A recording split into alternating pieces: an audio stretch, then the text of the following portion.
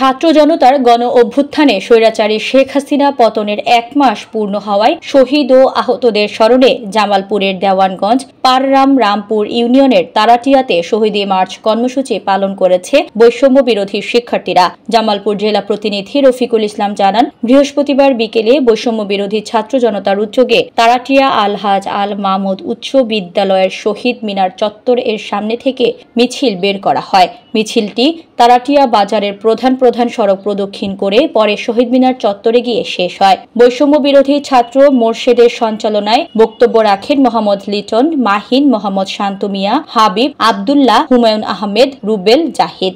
এছাড়া আরও উপস্থিত ছিলেন পাররাম রামপুর ইউনিয়ন পরিষদের মানবতার চেয়ারম্যান মোহাম্মদ সেলিম মিয়া জেকে।